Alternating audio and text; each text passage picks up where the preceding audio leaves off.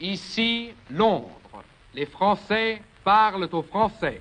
People of Western Europe. La résistance à Agneaux, bon, elle était un petit peu en annexe de la résistance saint-loise.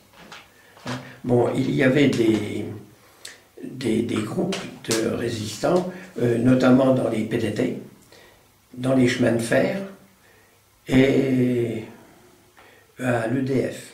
Alors naturellement, ce sont des personnes qui avaient constitué des réseaux. Alors nous, de ces personnes-là, on ne savait pas nommément qui était de tel réseau et autres, mais on savait pertinemment que ces réseaux-là existaient.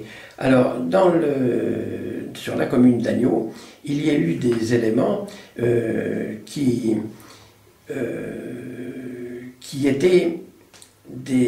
travaillaient pour le renseignement. C'est-à-dire, ils prenaient tout ce qu'il pouvait y avoir, tout ce qui pouvait être envoyé aux Alliés et qui pouvait servir pour les opérations ultérieures. René Aurel, lui, il faisait partie des renseignements. C'est ainsi que mon père, en faisant de la menuiserie pour les Allemands dans le château de Sainte-Marie, il avait demandé à être embauché pour la journée pour venir aider dans ce secteur-là. Et lui, pendant que mon père clouait les abris pour extincteurs sur les arbres de l'avenue de Sainte-Marie, et bien lui, il comptait les bidons et il tapait dessus pour voir s'il était plein ou s'il était vide.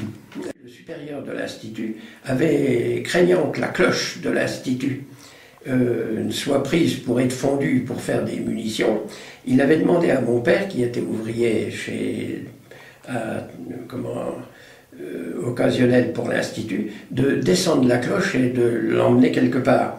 Alors, M. Aurel, sachant que mon père allait faire ça, lui a dit, si tu veux un commis pour t'aider, j'irai avec toi. C'était pour voir ce qui se passait dans les couloirs et dans les trucs alors, c'était tout ça pour le renseignement.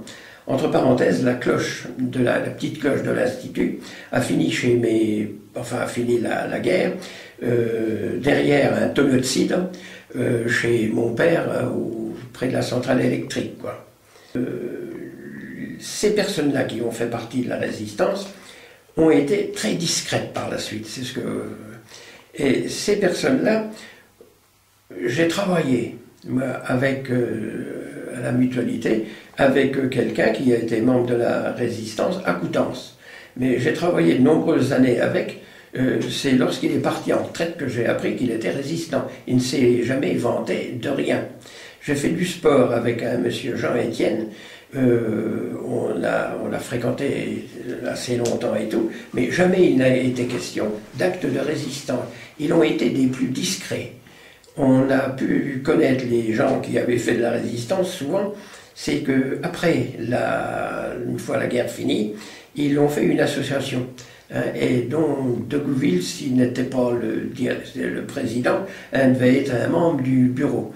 Mais on connaissait leur activité post-résistance, que par des petits entrefilés dans la presse, mais ils n'ont pas fait ils n'ont pas fait de gloriole par la suite, ils ont été tout à fait discrets, c'est ce qui a été le plus étonnant.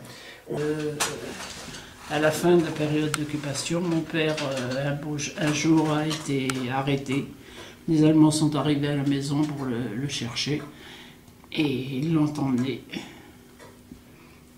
Et ce jour-là, il a dit à maman, « Tu viendras m'apporter des biscuits lus à la prison. » Le soir, on a cherché ce que voulait dire cette phrase. Parce qu'on ne comprenait pas très bien, on disait « biscuits », il n'aime pas ça de toute façon. Pourquoi nous a-t-il dit ça? Alors on a cherché, mes sœurs étaient couchées, maman et moi, on s'est mis à la recherche de quelque chose qui pouvait signifier je ne sais quoi. On est allé dans la cave, on a remué bien des choses, et puis sous un établi, nous avons découvert une boîte de biscuits lus, une boîte en fer, en métal, comme on faisait à l'époque. Et dedans, il y avait des plans. Et dont le plan de la centrale du transformateur d'Agneaux.